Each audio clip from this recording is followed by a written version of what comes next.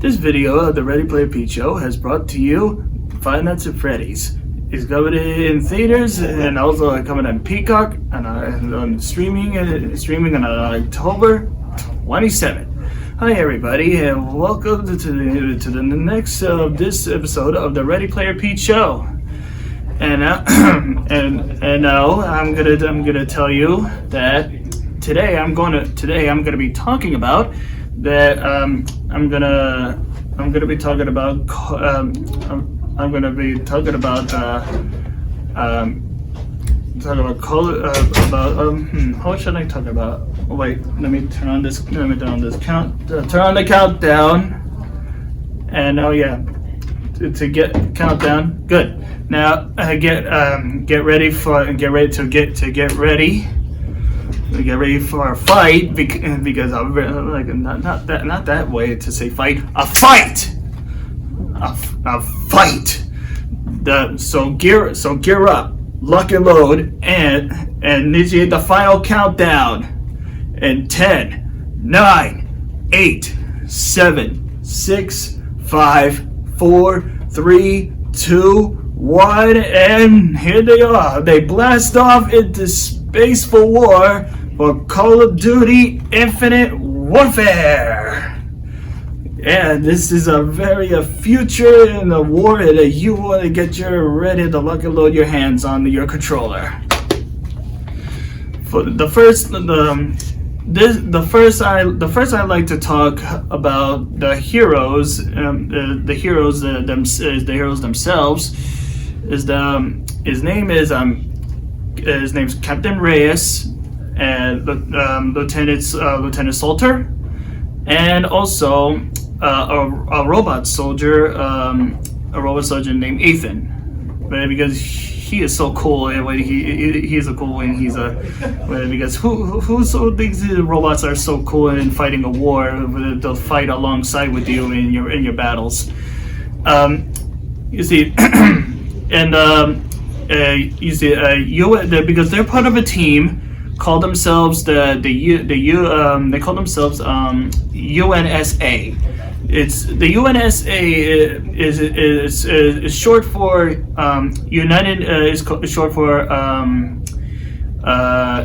United Nations Space Alliance.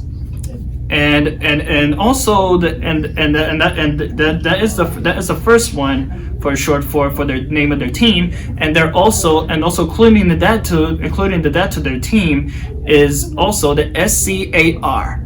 It's short for Special Combat Air Recon, because that is a very good short initials of their team name of the team of the names. Because they are the main heroes of the name of the teams of the team of they're about to save the planets in the galaxy, and because in the beginning before you get in the beginning Captain Reyes. Captain Reyes is a lieutenant in the beginning. In the story in the campaign, and since in the beginning, before he gets promoted, before he become captain, he's really good. He's really very good commanding his soldiers, and he's really. His soldiers. He's really doing very good, and he's and he concentrate and focus on the missions, on the solar system, and absolutely going after the villain. Going after his villain. His name is that evilest villain named Admiral Koch, because. Admiral Koch is the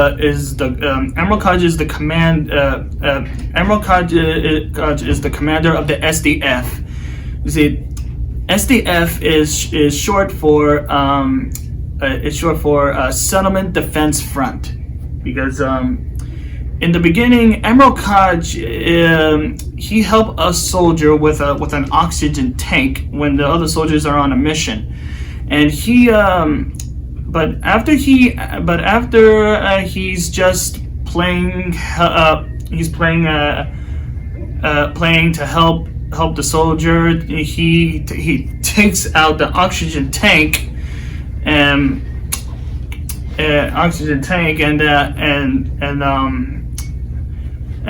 to make the soldier die, and to make soldier die, and then how evil is that? He is definitely started before he become evil, but but after he takes out the oxygen tank, he starts evil and then become the villain.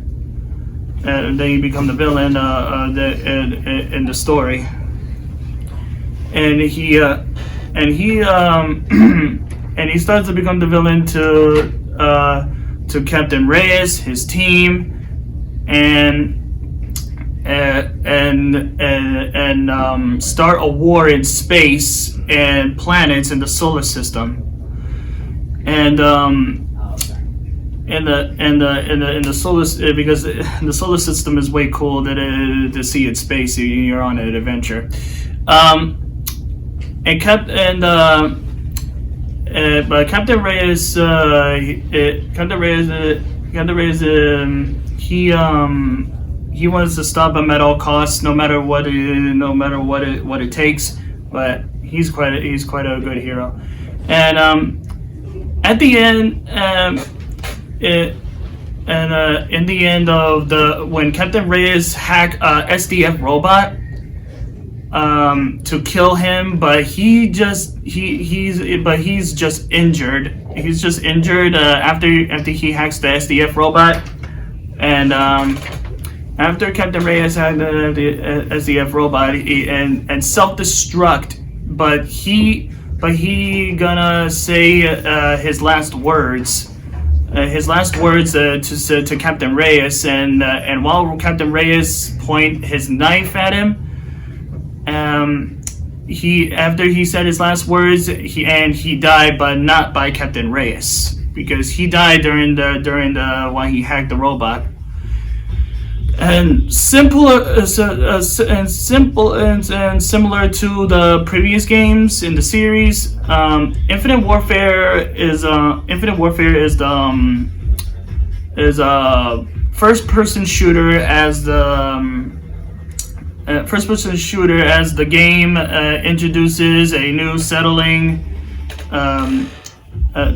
outer space, but the outer space is really cool. Really cool if you want to see the future of Call of Duty, because every time you see the franchise of whatever Call of Duty you play, you always see Call of Duty on Earth fighting a war on Earth. But why not? Why not, if you want to see Call of Duty Infinite Warfare, to take the war and the fight into space?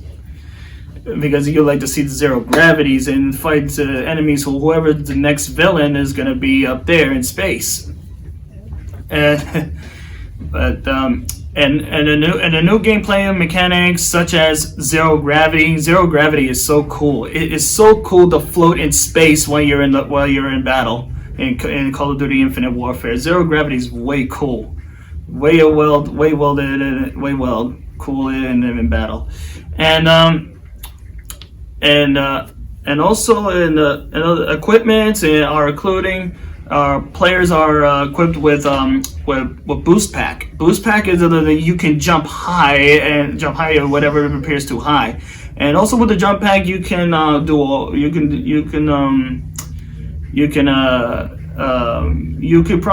do some unique abilities like any other whatever enemies are much high or higher ledges to reach. And also And also for grappling hook, you can in the story you can use it to touch your Jackal Jet, and also you can grab enemies in space. And that's my favorite part there. When I press the L1 button when I on the SDF soldier in space, oh, that was so cool. Like when Captain Reyes made his moves, when he just grab a little hook onto the soldier and he rails them in, and then he activates the grenade on them and give them a kick, or he just bash their head, bash their helmet, bash the SDF soldier helmet with his knee, or he just put a knife under their chin, or put a knife right under their chin, because I like to see them let them die. I like the SDF soldiers die in space when there's no, because there's no air in space. There's no air in space, and that was really cool. Which allow players to move these zero gravity environments easily, as the game is set in space. Players visit different planets because the planets are really cool and right in the solar system, because it's we all know our solar system in real life, but in Call of Duty Infinite Warfare solar system is way cool. It's really cool to see our planets and stars and stuff. It's really cool. And also also satellites and androids and the solar system as well. It's really cool. It's really good to see. And my favorite part of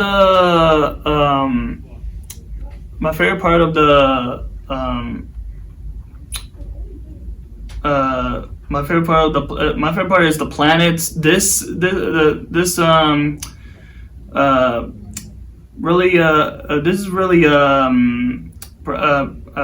previously is completely unique and other Call of Duty games, because we all know that other Call of Duty games that we saw fight war on Earth, and then but because we all know it's always on Earth, but in space it's very much more big adventure in space. And assuming control of Captain Nick Reyes, the main hero of the story, because a tier 1 special operation pilot, players can engage in aerial combat with enemies using transforming fighter, because a transforming fighter and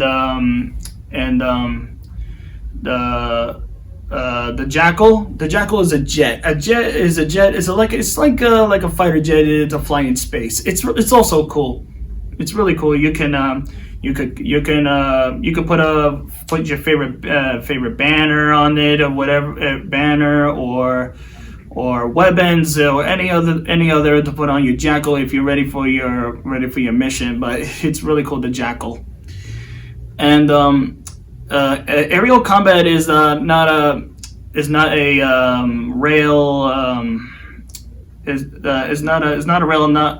rail as players can freely control the Jackal. Because the Jackal can be free flying. It has hover and flight, because you can go anywhere, because whenever SDF soldiers are flying in space, it's really amazing. And also because it has a few limitations while you're free roam when you're fighting against the SDF. There are 3 missions that include Jackal gameplay. Jackal gameplay that is really cool, because there are 3 symbols. There are triangles, but there are different symbols. And while you're ready for your next mission in the campaign, well, the first one is the yellow triangle is called the main missions. The main missions is just is you continue on with your main campaign story. It's just continuing your main story and see if you want to continue on with it and beat the ending of the story. But that's the main story with the yellow triangle. It means main missions. And the other symbol is red and because what I really but I'm gonna say I really love about the Jackal gameplay is how customizable the fighter jet is. You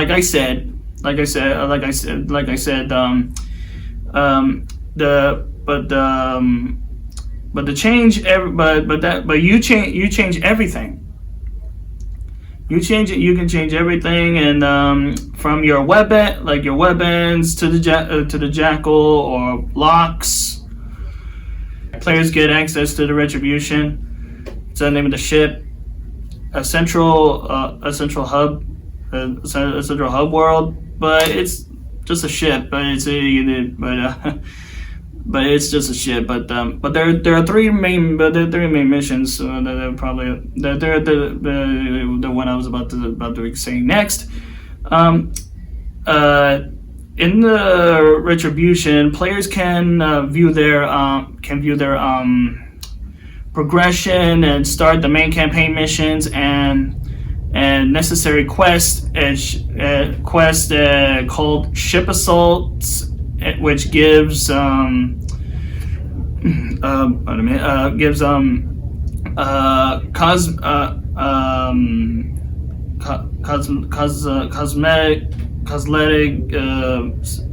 customization items, upgrades to the Jackal as well, new details. But Reyes also has a wrist computer, like a wrist computer that on his wrist that he allows to hack to enemies' gadgets and machines such as robots, because that is the other cool thing I like. What I like about him with that ability, Captain Reyes, when he has that on his wrist, that he can hack robots and enemy gadgets, and because my favorite part about that ability is hacking robots. It's like hacking robots, like taking control, owning the robots for only amount of time, but can't hack the robot. You can't stay in robot for long because it will self-destruct only in a matter of minutes. And you can take out the enemies as much as you can before you lost the signal to the robot, and then it self-destruct. It was really so cool, that part. I really like that ability. Hacking the robots, hacking the SDF robots is really cool. And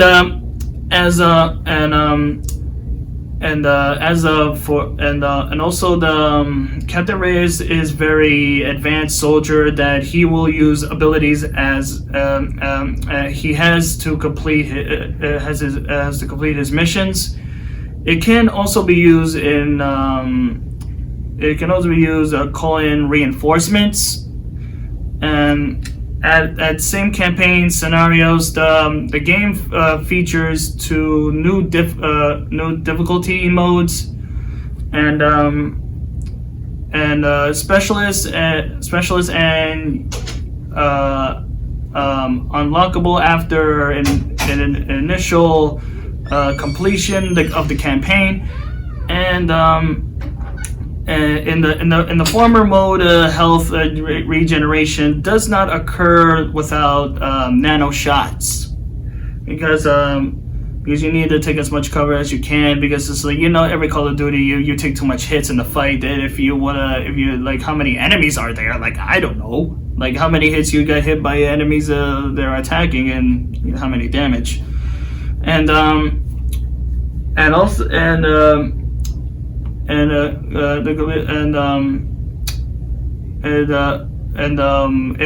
weapons can be shot. And weapons can be shot out from players' hands, because it can be shot by like any weapons whatever loadout you picked, because whatever you're ready for your next mission. I like the loadouts. It's really cool. You have to pick the weapons, so you can see which one is best. And Reyes' movement will be hindered if his legs are shot by enemies. In the latter mode, which also implements the same features. From the specialist, when players die, they need to restart the game rather than restarting the restarting from the checkpoint, because you know checkpoints, we like how far we go when we start, right? Yeah, but we all know checkpoints, but we also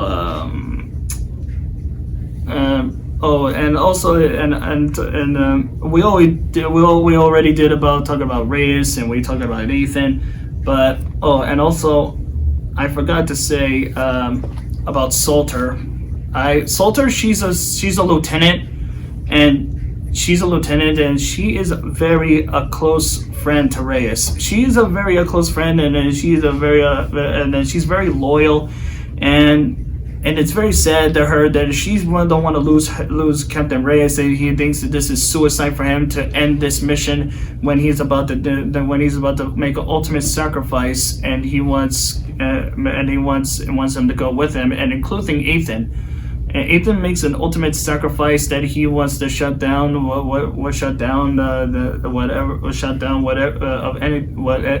this something that he has to do.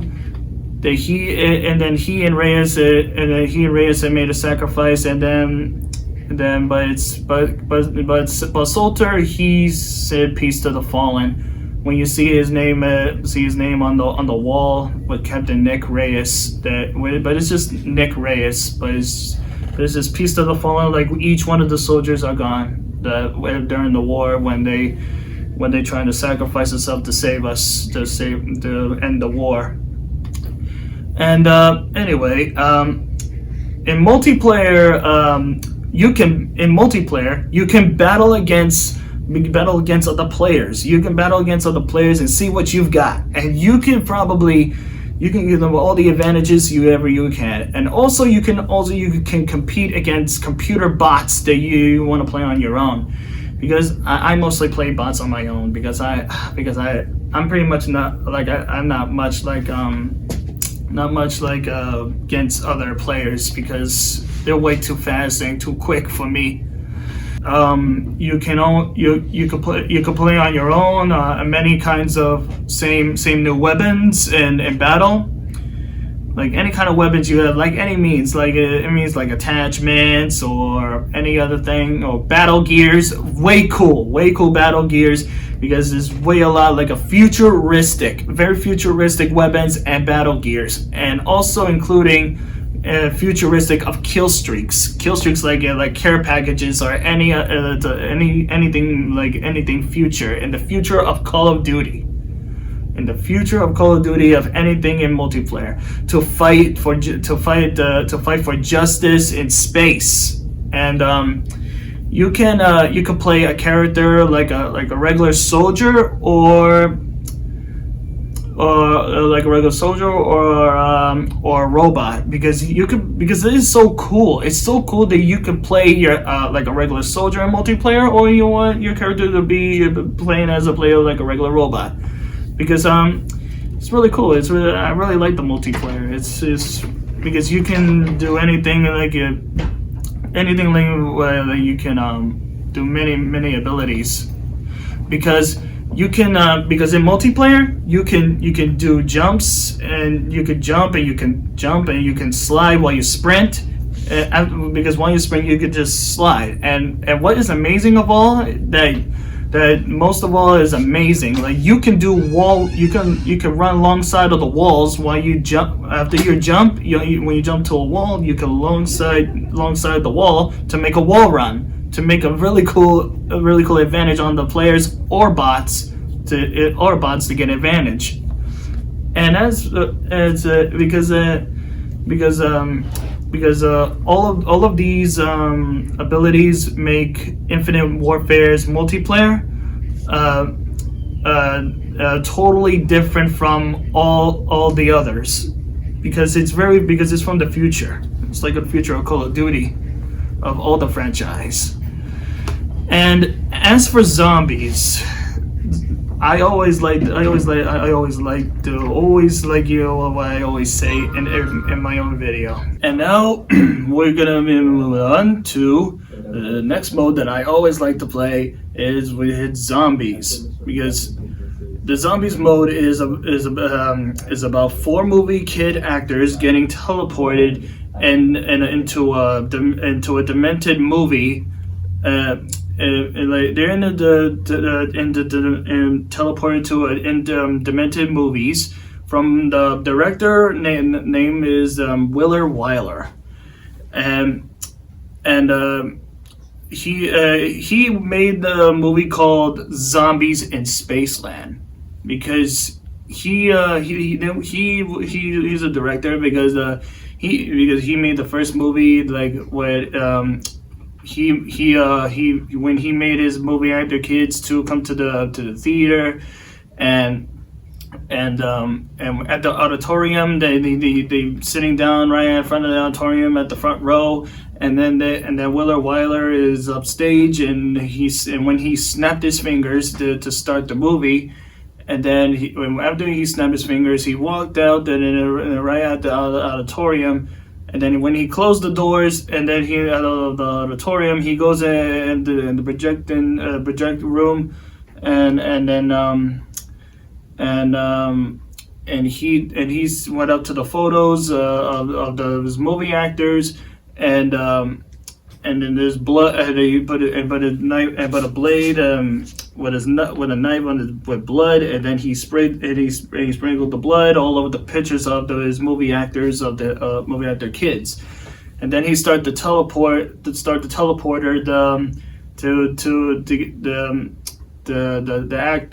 the kid actors, but the teleporter is too strong when they're trying to pull them into a dimensional movie. And then they got too, because it gets too strong, they can't hold on forever, and now they got then they got inside the interdimensional movie.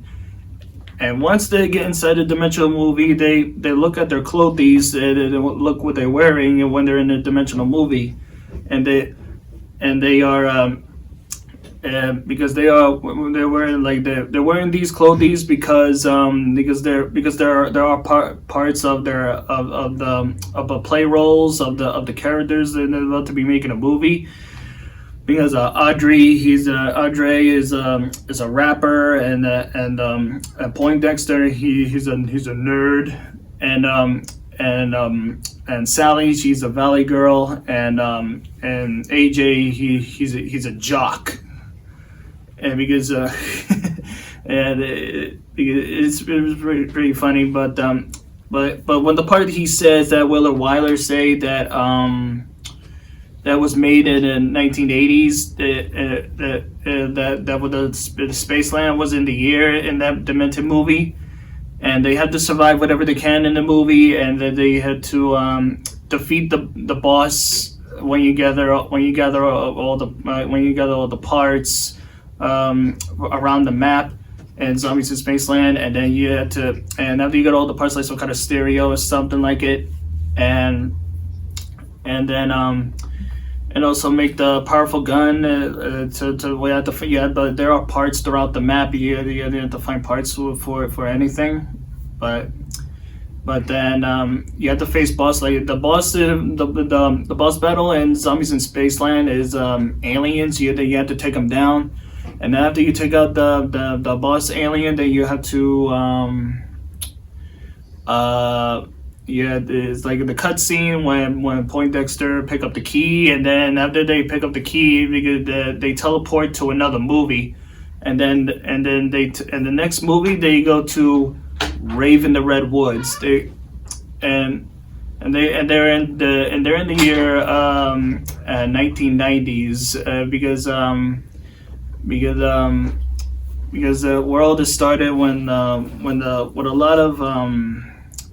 lot of party guests are dancing in the middle of the woods, and there's zombies lurking in the woods, and then they're attacking everybody in the party, and then they turn into zombies. And once the Edre, AJ, Sally, and Poindexter, they teleport to another movie with Raven the Redwoods. Their movie role clothes they have changed into a different clothes, and then and anything different of what they start to become their role in their next movie.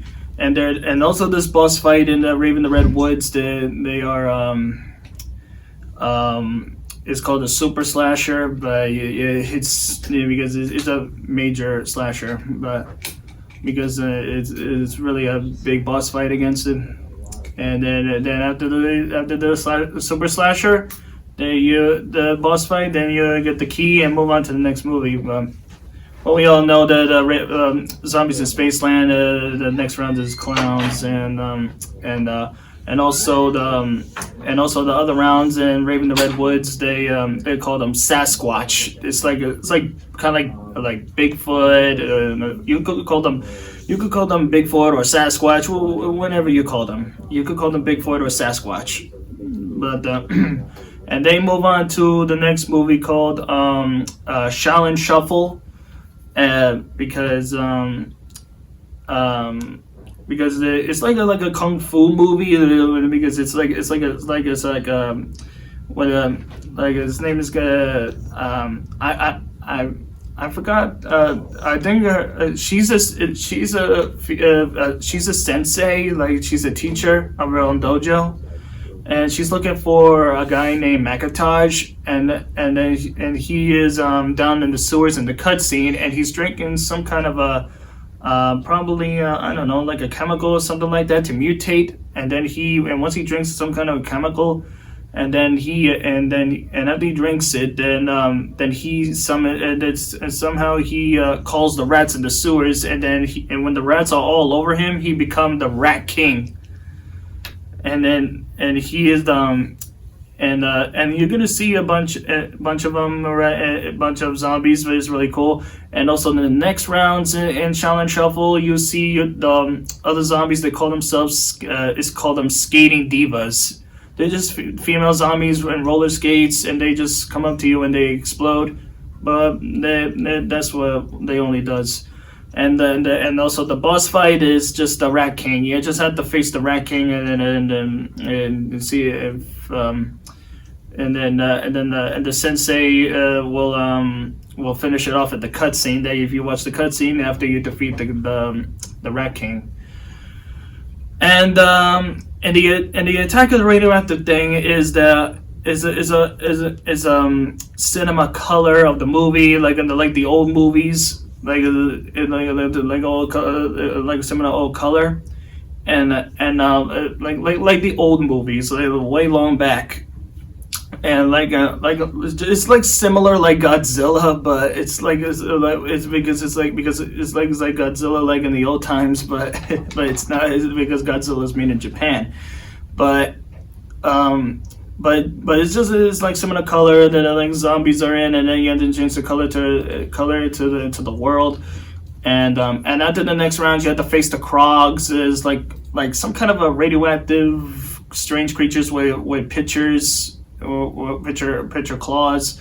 And then for the boss fight for that is called Krogzilla, but the funny thing is that it's kind of like Godzilla, but it's like pretty much like in Godzilla, like in Japan, but it's like Godzilla's made in Japan, but it is because Krogzilla is a boss you have to fight, and in order to defeat him, you had to lower the nuke bomb, and then you had to lower him and then take him down with as much of the lasers around him to take a hit right in the Krogzilla.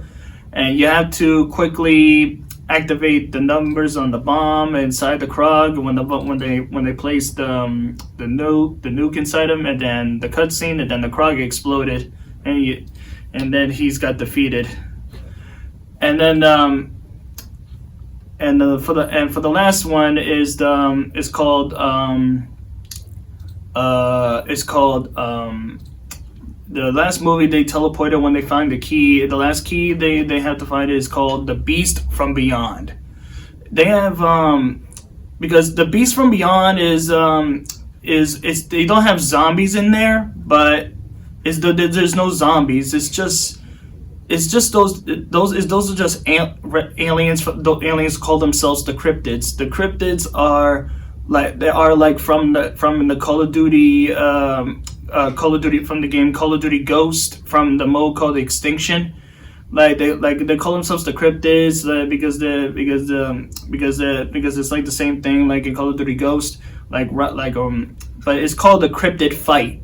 But that's the first thing to do in the Beast from Beyond. You just have to fight the cryptids and find a way to find the last key and find all the parts. Same thing like usual, to do the boss fight. But it's not a boss fight, but it's just a fight, regular fight against the cryptids.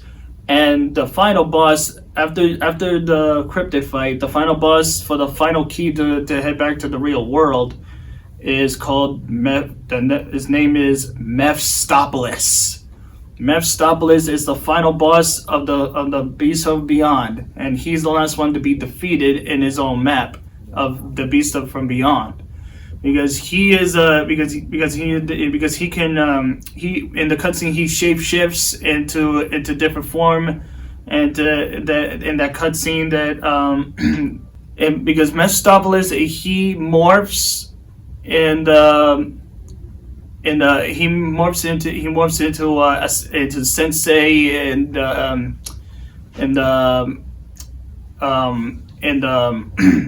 Shaolin Shuffle map. And you hear the echoes of the scene what Audrey and Poindexter, AJ are saying, and they're saying because they heard what they said throughout their journey, and then they want them to bow down to their master known as Mephistopheles, and then he wants to consume their souls, and then they want to face them a final battle against him. So after Mephistopheles' defeat, they try to open the doors again, and they want to know where they are, and then they zoom out of the real world, and they zoom and then to the other world where one of the worlds of the maps they are in, and they teleported, and they stuck, and they're not, but the movie actor kids, Audrey, AJ, Sally, and Poindexter, they're not free. They're still trapped inside a jar. They're still inside a jar with all the worlds they already been through throughout their movie dimension and adventure, because and then Willer Wyler say to be continued, and then and for the last part of the cutscene after throughout the whole maps is that when Willer Wyler opens the auditorium door, that he teleported back to when he came back from the auditorium, and that he says, "Now do you understand? That's why I choose each of you. There is much to do. Shall we begin?" And then the music ends, and then the music ends there. And that's how they would survive. But it's pretty unknown to know when is it going to continue. If there's so much to do, if these things say, "Shall we begin?" So yeah, that's probably the one I was talking about, zombies, because zombies is really cool, and also multiplayer, and also the campaign. The campaign is really cool because it's really cool, and and last but not least, I like to I always like to look at the pictures of the films of the name of the maps, what they're all about, because in Zombies of Spaceland it says the fun ends when screams begin. That's what it says, because I like it. That's really catchy because it's an amusement park. It's because the fun ends when screams begin, because it's really catchy, because the amusement park is fun, but when the zombies are there, the screams began. And the Raven in the Red Woods is back from the grave and ready to rave because zombies are in the grave and they're about to be ready to rave like dancing, like dancing in the party. And Shaolin Shuffle, that picture when I see it, she's the cat with the kung fu claws. like what's up? Because she's the cat with the kung fu claws, because she's the sensei of training in kung fu. And as for the Attack of the Radioactive thing, it says is for cinema by cinema color, like movies have different colors throughout in the movie. That when with the screen movie, where the screen is, where it change different colors. Every different movies have different screen of a color, and as for the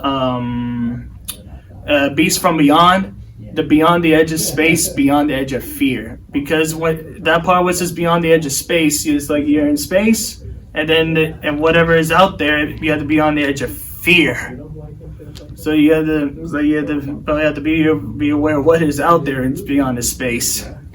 So that's probably all for the Ready Player Pete show. And like and subscribe and hit the notifications down below. And I hope that this is very interesting to you. You all Call of Duty fans. And then let me know your comments down below. And then coming up next on the Ready Player Pete show, that I will give you a review and tips of my next video game to review is the regular of the Five Nights at Freddy's. And like I say, it's going to be coming in theaters on October 27th, and also is going to be same coming out on October 27th on Peacock. And also coming soon